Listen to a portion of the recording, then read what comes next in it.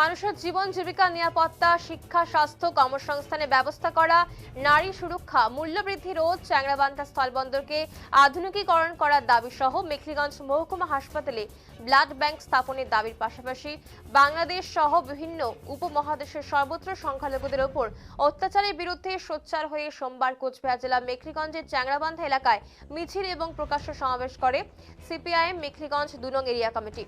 এদিন চ্যাংড়াবান্ধা হাইরোড থেকে মিছিল শুরু হয়ে বিভিন্ন রাস্তা পরিক্রমা করে তা সমাবেত হয় চ্যাংড়াবান্ধা বাসস্ট্যান্ড এলাকায়।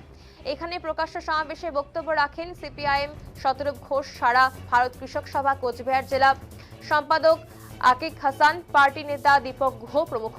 সভাপতিত্ব করেছেন বিপিন শীল। শতরূপ ঘোষ তিনি প্রশ্ন তুলে বলেন যে রাজবংশী ভাষা বা সাঁওতালি ভাষায় যে সিনেমাটা তৈরি হচ্ছে, কেন এই সিনেমাগুলি প্রিমিয়াম করা হবে না কলকাতা ফিল্ম ফেস্টিভ্যালে? কেন ফিল্ম ফেস্টিভ্যাল হয়ে থাকে জনগণের টাকায়? তিনি আরো বলেন রাজবংশী ভাষায় যে ছেলেমেয়েগুলি গান তৈরি করছে, ব্যান্ড তৈরি করেছে, তাদের কাজগুলিকে কেন সরকারি মঞ্চে প্রমোট করা হবে না? তিনি বলেন কখনো ধর্ম কখনো ভাষা সেন্টিমেন্টকে উস্কে দিয়ে ভোট জেতা, আর ভোটে জেতার পর 14 পুরুষের জন্য চুরি করে সম্পত্তি বানানোটাই একমাত্র উদ্দেশ্য তৃণমূল এবং বিজেপির। এর বাইরে রাজনীতিকে নিয়ে আসাটাই একমাত্র লক্ষ্য সিপিআইএম সহ বামপন্থীদের।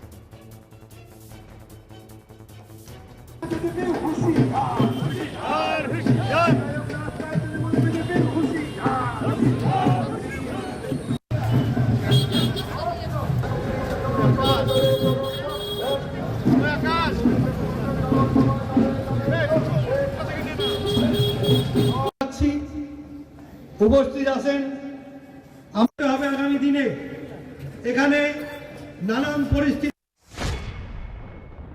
যে রাজবংশী ভাষার যে সিনেমা তৈরি করেছে বাংলাদেশের ছেলেটা মেয়েটা, সাঁওতালি ভাষায় যে ছেলেটা মেয়েটা সিনেমা তৈরি করছে, আজকে তাদের ছবি কেন প্রিমিয়ার করা হবে না কলকাতা ফিল্ম ফেস্টিভ্যাল জনগণের টাকায় যে ফিল্ম ফেস্টিভ্যাল হচ্ছে?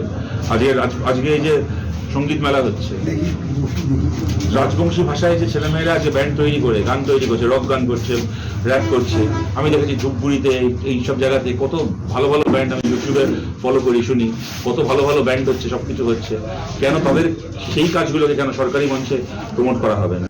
সুতরাং এই কাজগুলো কিন্তু করার সুযোগ রয়েছে, কিন্তু এদের কাছে এদের এই পরিকল্পনাগুলোর এদের নেই, করার প্রয়োজন নেই। এরা খালি জানে কখনো ধর্ম কখনো ভাষা সেন্টিমেন্ট উস্কে দিয়ে আমাকে ভোটটা জিততে হবে, ভোটটা জেতার পরে আমি আমার 14 পুরুষের জন্য চুরি করে সম্পত্তি বানাবো। এটা হচ্ছে সহজ হিসেব। আমরা এর বাইরে রাজনীতিটাকে আনতে চাই।